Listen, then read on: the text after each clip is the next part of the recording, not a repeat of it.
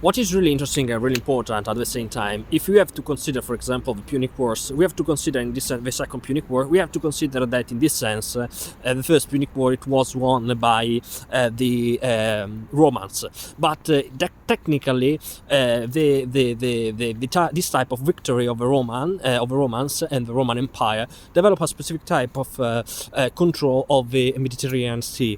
This is really important because at the same time, the idea of the Roman Empire, it was in this sense to structure a specific type of force, to structure a specific type of dominion, that it wanted to develop a specific type of idea of superpower.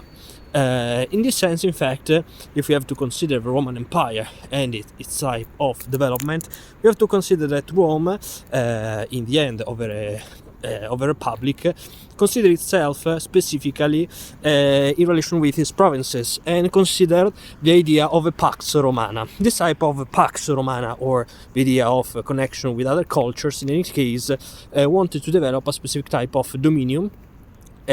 On the other hand, in the idea of imposition that Rome developed in its type of empire.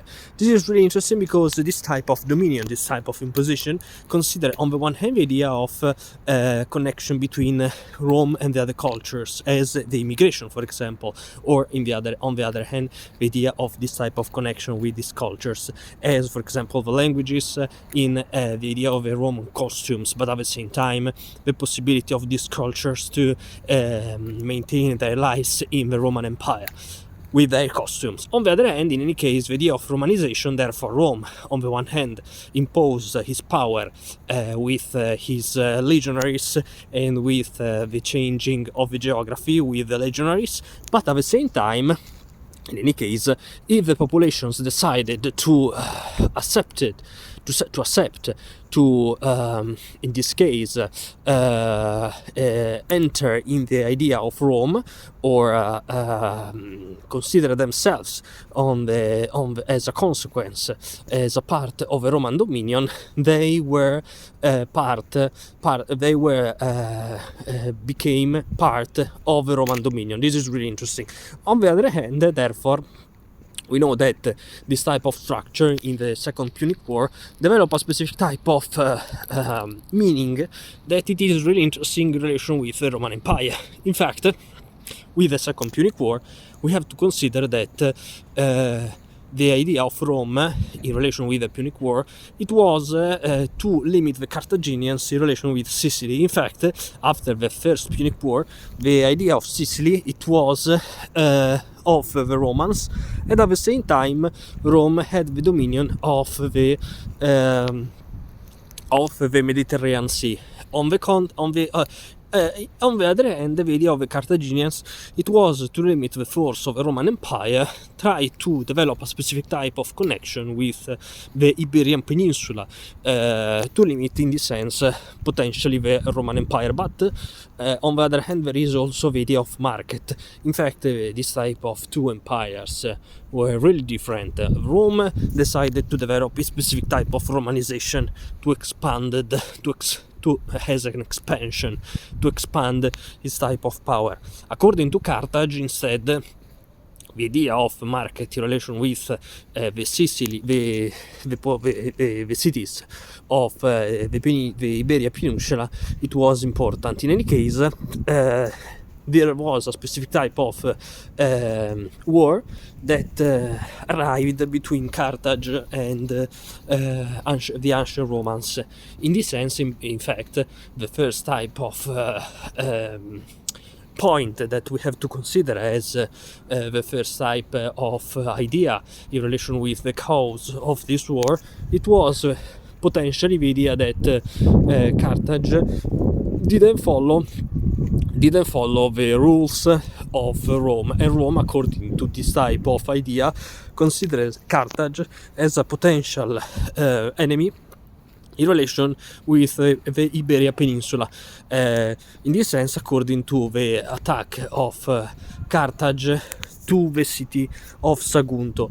In this sense, Hannibal, it was the main commander, it was the main general of Carthage. It was considered the main general in relation with his capacities and his force and his attitudes. In this sense, this general arrived in the Iberian Peninsula, and then he went to France after the Pyrenees, and then he also went to Italy after the Alps and tried to attack the Roman, the city of Rome. At the beginning, there was the Battle of Cannae in 216, and this battle, it was really important because Rome decided to fight against Carthage with his two consuls. On the one hand, one day, one of these consuls took the decisions to in relation with the positions of the legionaries during the battle. On the other hand, the other consul did this. In any case, instead, Hannibal with the Carthaginians had the main decisions, and the Carthaginians developed this battle in relation with their main general. But in any case, the conclusion of this battle explained that this battle arrived to see the Carthaginians won the battle. In any case, Rome had to rethink its type of organization in relation with the idea that the Carthaginians had to won the battle, or better, won the battle, and if we have to consider this, Rome had to rethink its type of organization in relation with its legionaries, because a lot of men died, but at the same time, this type of reorganization considered that a lot of old legionaries that that had lived their activities, Rome decided to recall them, and at the same time Rome decided also to call some young people to go to become soldiers, and this is really interesting. On the other hand, there is the idea, in case that the Roman provinces had to rethink in relation with, for example, Sicily, but also in relation with the South Italy, and some important cities decided to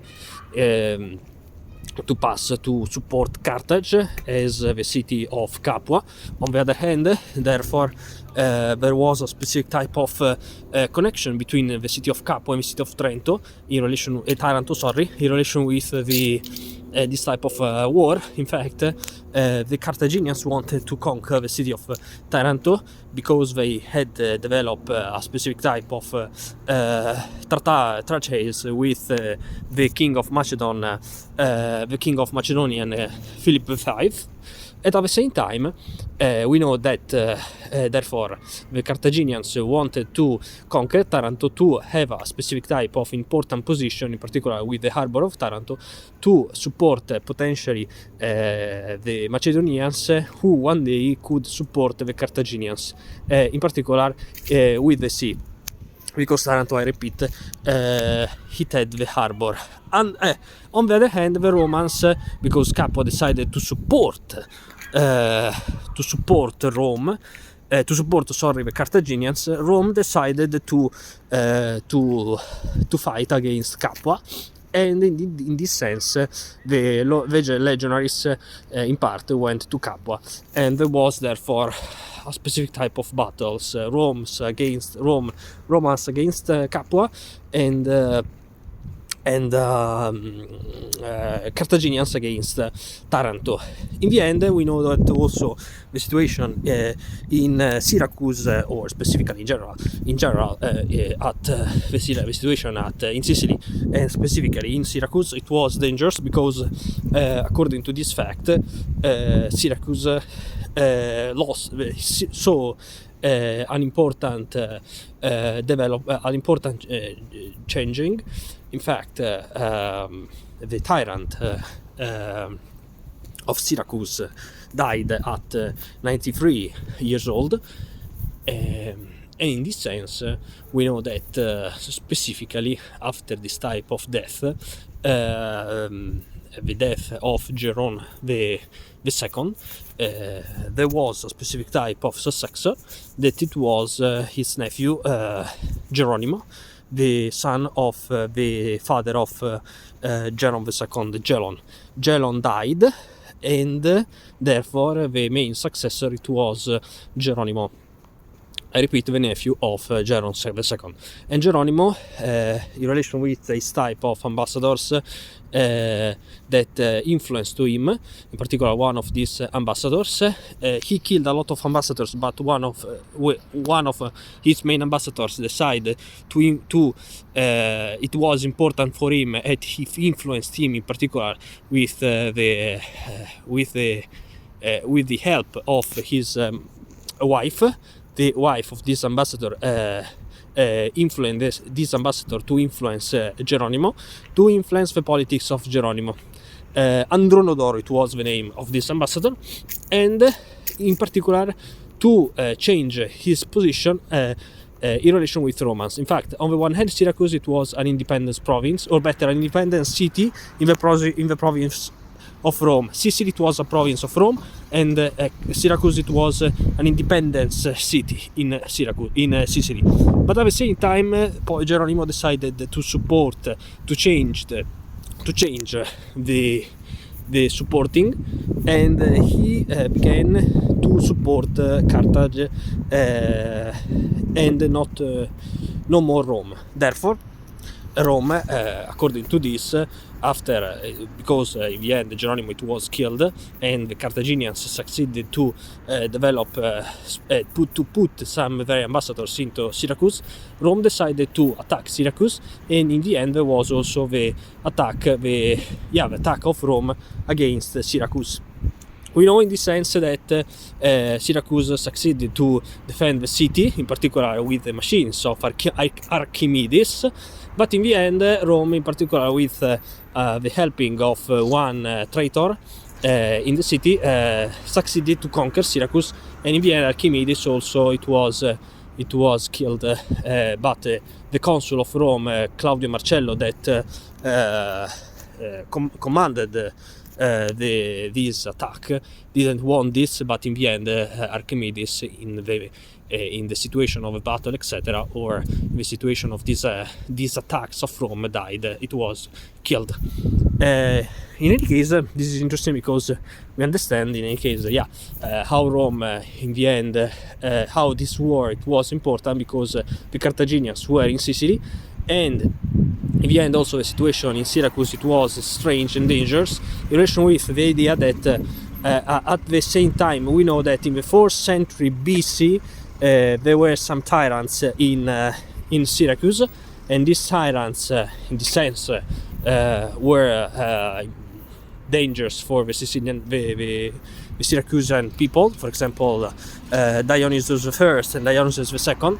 Then, after Timoleon, there was restored the democracy in Syracuse, but in the end, we know that in this sense, at the end of the 4th century, at the end of the 3rd century BC, the situation changed with Geronimo, and there was now the restore of the tyranny after the illuminated tyranny of Jeron, and Rome intervened, attacking Syracuse, and the second Carthaginian war. These were the premises of the second Carthaginian of the second Punic War.